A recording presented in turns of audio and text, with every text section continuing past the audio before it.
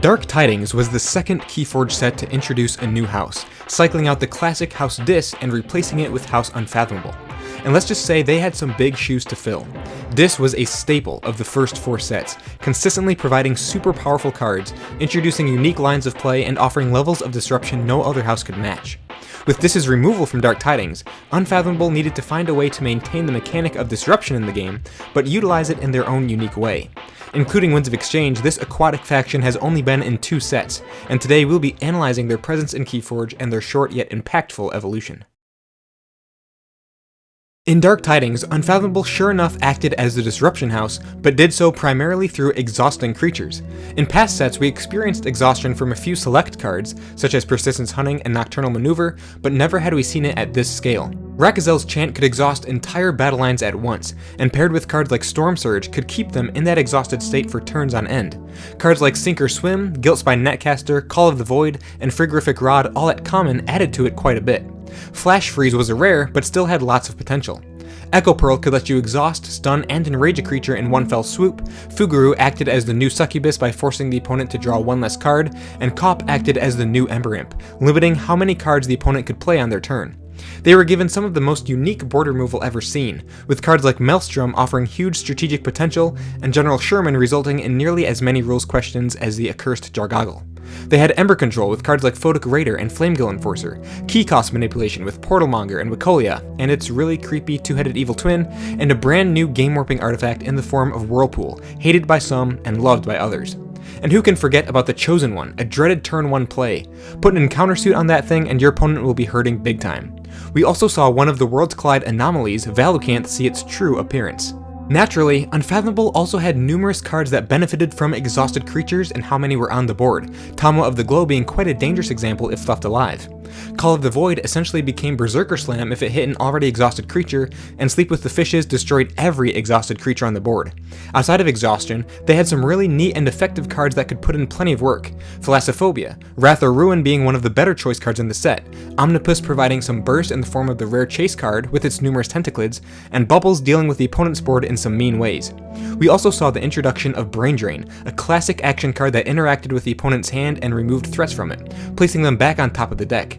Brain Drain is something of a staple of strong Unfathomable pods, because having that knowledge of the opponent's hand in addition to tampering with it is incredibly powerful, and you get an Ember for doing it. Illusions of Grandeur was the latest iteration of Control the Weak, forcing your opponent into a very tricky scenario when played properly, gaining you a whole half a key if they didn't follow your directions on which house to pick. And we can't go without mentioning the house's debuting key cheat, Dark Discovery, letting you forge a key for free for naming the 2 cards on the bottom of the opponent's deck. Dark Discovery was paired with 2 cards, Drawn Down and Dive Deep, to aid you in that process. Now, Dark Tidings contained the tide mechanic, so naturally, being the water-based house, Unfathomable had to have plenty of ways to interact with the tide. We saw this in cards like Hookmaster and Voice of Rakazel, and many of the aforementioned cards like Photic Raider and Tamwa. They had one of the best tide raisers in the form of Portal, with Seabringer Krakoa having that ability as well.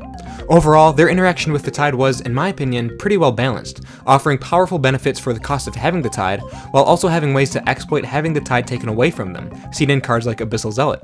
So overall, Unfathomable seemed to be a pretty strong house in Dark Tidings, and in many aspects it was. But sadly, there were just many cards that brought it down quite a few notches, usually because they just didn't do a whole lot, or were very conditional and or hard to use, clogging up your deck and taking up spaces that could have been filled with something more useful. Horrid Sign-In is one of the biggest culprits of this, being nothing more than a 4-power creature with poison. Scythos is a really lame card with very little usability or function, and whose ability is definitely not worth taking the tide for.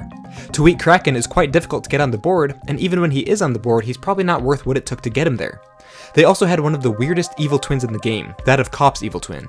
Take one look at that effect and you will instantly be wondering when it's safe to even play him. Though I've heard he does actually have some interesting uses, especially if you can get him to the opponent's side of the board.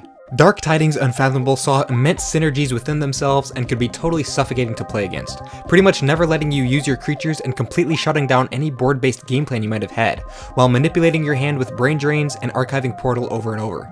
However, many pods were just clogged up with 3 copies of Horrid Sign-In and a copy of the Susurrus, or maybe a Thundertoe with not much else to exhaust things with. Unfathomable was a mixed bag in this set, and saw nowhere near the levels of power Saurian and Starlines had during their debut back in Worlds Collide.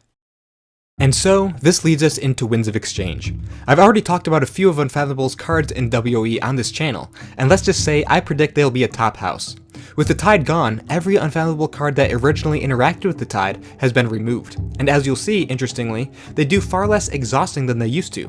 They still do here and there, but it's not as frequent, and just like with every house in this set, they find ways to utilize the token creature mechanic. Cool cards like Sobog's Thingamabob and Under Pressure make their return, and new cards like Priest, Azure Basin Outpost, Sybil Waymare, and Brackish Shoreline also add to the exhaustion mechanic, but reprints such as Thundertoe and Sleep with the Fishes don't have quite as much combo potential as they used to.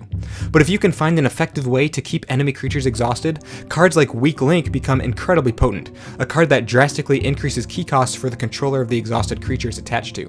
Other reprints like Rustmiser and Frigorific Rod continue to serve to exhaust artifacts, while new creatures like Faisaloha prevent damaged creatures from readying, while enhancing 2 damage pips itself.